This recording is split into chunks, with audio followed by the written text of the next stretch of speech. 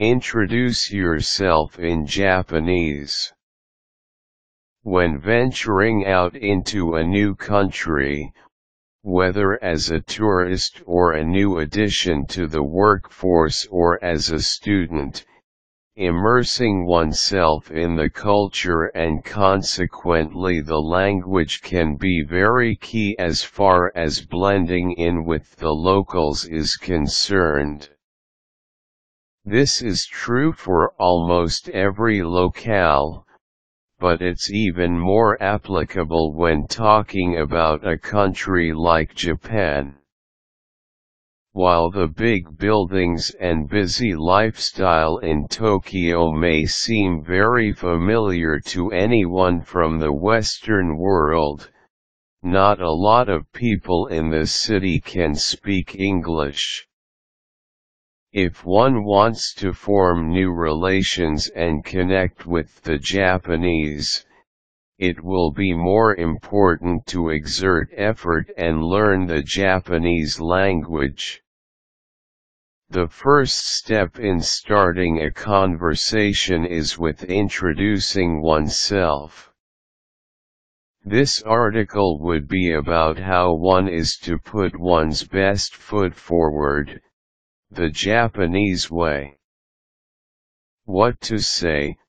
The usual greetings. The term hajimemashite is used when one is interacting with a person for the first time.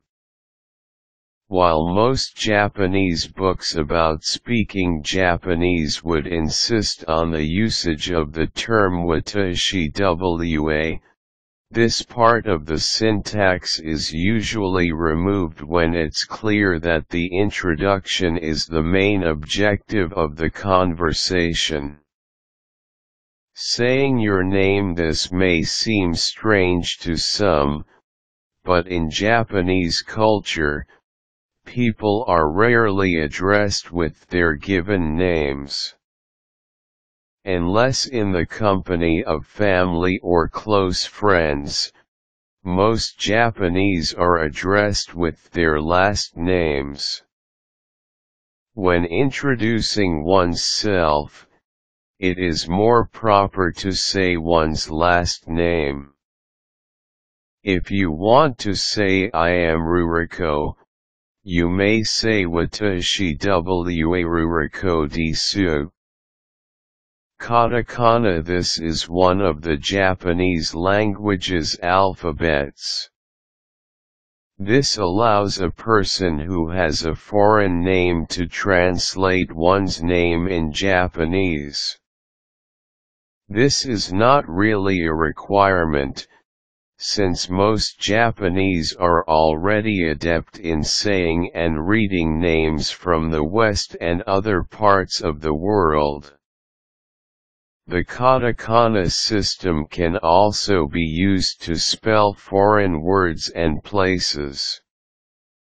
The bow. As you would have probably realized from watching many Japanese films, the Japanese would most likely prefer a simple bow as opposed to a firm handshake.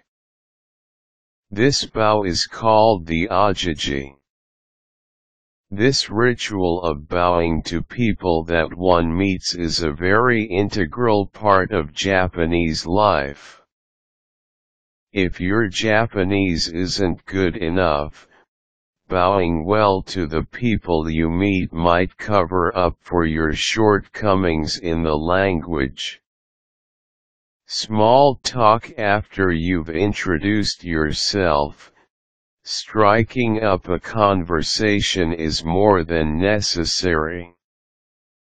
Here are the more common questions that are asked during a Japanese version of chit-chat.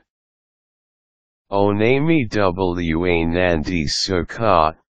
What's your name? Oshigato wa nandi suka? What's your job? In summary, learning a language is not just about knowing the phrases. It's about studying the syntax and learning the new rules of grammar that govern the formation of sentences and thoughts.